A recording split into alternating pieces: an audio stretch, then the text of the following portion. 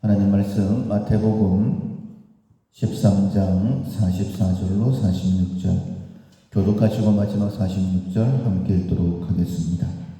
천국은 마치 밭에 감추인 보화와 같으니 사람이 이를 발견한 후 숨겨두고 기뻐하며 돌아가서 자기의 소유를 다 팔아 그 밭을 사느니라. 또 천국은 마치 좋은 진주를 구하는 장사와 같으니 극히 값진 진주 하나를 발견하며 가서 자기의 소유를 다 팔아 그 진주를 사느니라. 아멘. 찾는 감사라는 제목으로 함께 은혜를 나누겠습니다. 이번 한 주간 동안에 또 우리가 맥주 감사주의를 앞두고 내가 무엇을 감사해야 되는가 다시 한 번 더 찾고 감사를 회복하는 이 시간 되었으면 좋겠습니다. 하나님께서 이스라엘 백성들의 삶에 절기를 정하셨죠. 절기라는 것은 쉽게 얘기하면 뭐 잔치다 이렇게도 볼 수 있을 텐데, 삶이라는 것이 좋은 일보다는 힘들고 어려운 일들이 더 많이 있습니다.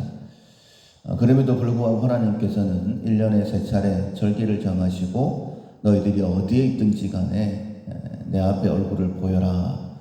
그리고 내 앞에 나올 때에 합당한 예물을 준비하라. 이렇게 말씀하셨습니다. 만약에 우리가 감사를 찾아내지 못한다라고 한다면 하나님 앞에 나오는 것, 또 예물을 준비하는 것, 그것은 결코 합당하지 못할 것입니다. 전반기가 벌써 지나가고 있고, 또 우리가 맥주 감사주의를 앞두고 한 주간 동안 특별히 감사를 찾는 그런 훈련을 해야 될 텐데, 오늘 말씀을 준비하면서 이렇게 밭에 감추인 보화를 발견했던, 그리고 값진 진주를 찾으려고 했던 장사꾼의 비유의 말씀을 함께 나누어야 되겠다라고 생각했던 것은, 감사라는 것은 찾는 것이다 라고 그렇게 다시 한 번 더 깨달음을 주셨기 때문입니다. 우리가 그런 말을 합니다.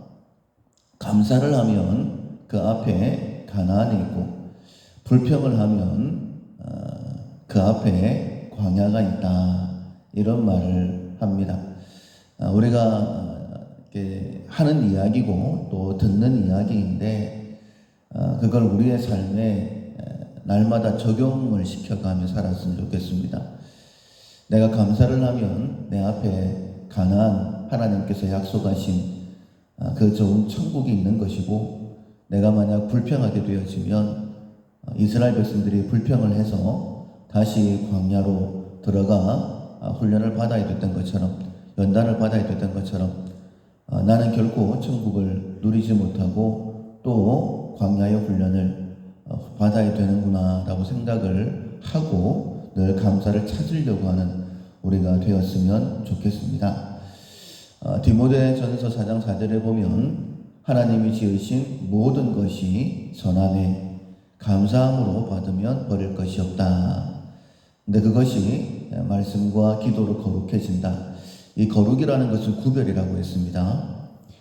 세상 사람들과 또 다른 사람들과 우리가 구별될 수 있는, 말씀과 기도로 구별되어야 되는 것이 무엇이냐면, 전능하신 하나님께서 모든 것을 합력하여 선을 이루실 텐데, 그 선이 내 삶 가운데 이루어지는 방법이 감사구나. 하나님이 지으신 모든 것이 선한데 내가 감사로 받아야지만이 그것이 내 것이 되는 것이죠. 감사해야지만이 천국의 삶을 살게 되어지는데, 천국은 침노를 당한다라고 말씀하셨죠. 내게 어떤 일이 있을 때에 감사를 하면 천국이 되는 것이고, 감사를 하지 못하면 광야가 되는 것이죠. 오늘 본문 말씀을 통하여서 천국 비유에 대한 말씀인데, 밭에 감추인 보화를 발견하는 거나 아니면 값진 진주를 발견하는 것이나 비슷한 비유인 것 같은데, 예수님께서 따로 구별하여 말씀하셨을 때에는 분명히 다른 내용이 있다는 것이죠. 그걸 다 알기는 어렵겠지만은 제가 말씀을 묵상하면서 이번에 깨달아진 것은, 밭에 감주인 보화 같은 경우에는 이미 밭에 보화가 있었었죠.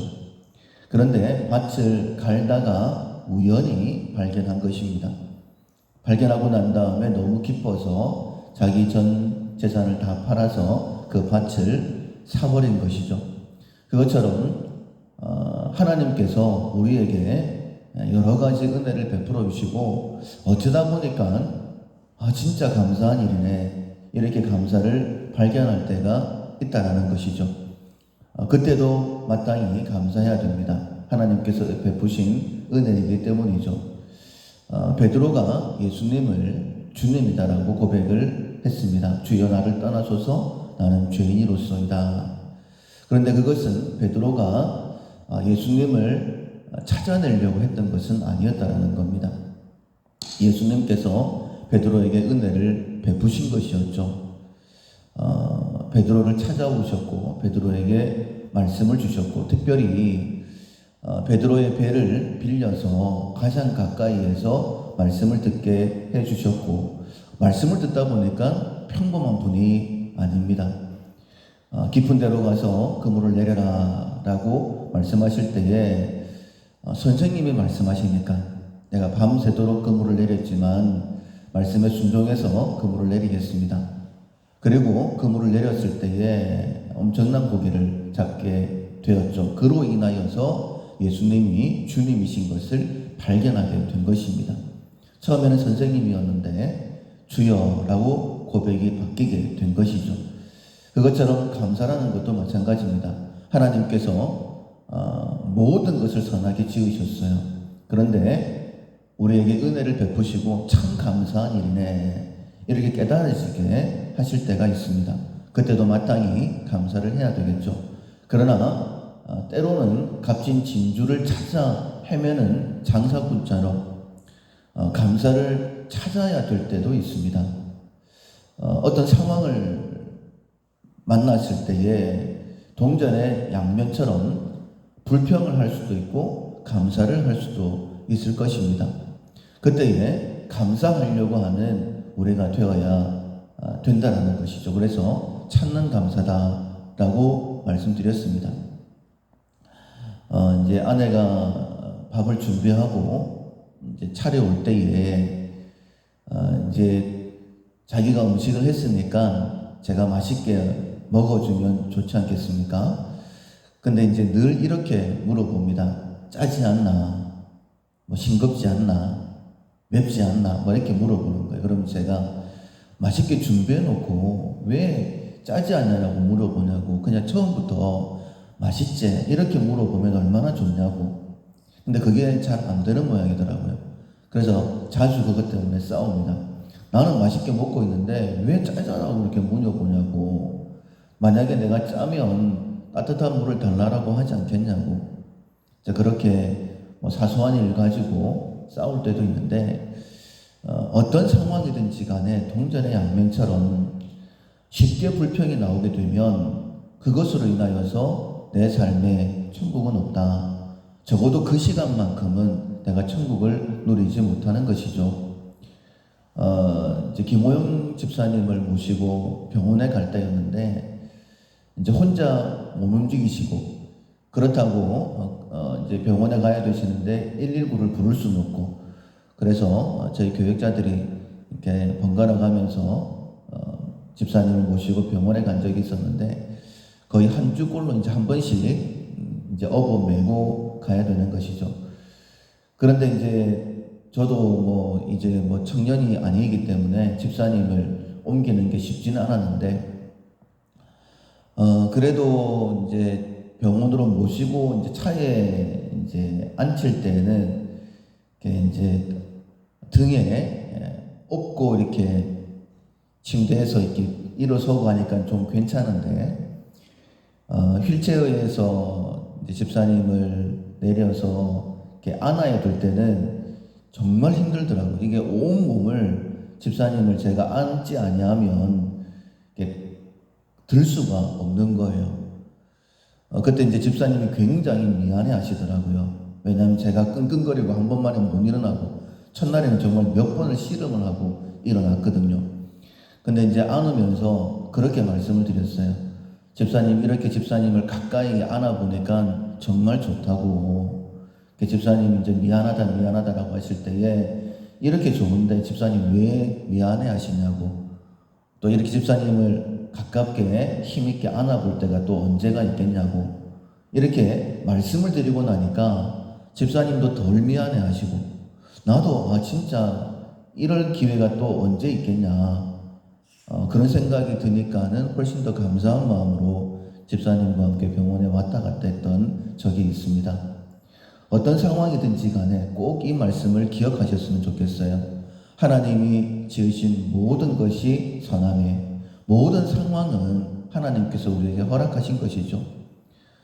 감사함으로 받으면 버릴 것이 없습니다. 그 상황 가운데서 하나님께서 나에게 베푸시려고 하는 선한 것, 감사를, 값진 진주를 찾아 헤매던 장사꾼처럼 감사를 찾게 되어지면 그 가운데서 하나님께서 분명히 감사할 수 있도록 은혜를 베풀어 주실 것입니다. 이번 한 주간 동안에 특별히 오늘 하루만큼은 어떤 상황이든지 감사를 찾아내시고 감사할 수 있는, 그래서 정말 감사가 풍성한 이번 한 주간, 그리고 이번 맥주 감사 주일날 더 큰 감사로 하나님 앞에 감사드릴 수 있는 우리 모두가 될 수 있기를 주님의 이름으로 축원합니다. 아멘. 찬송가 594장 감사하세 찬양하세.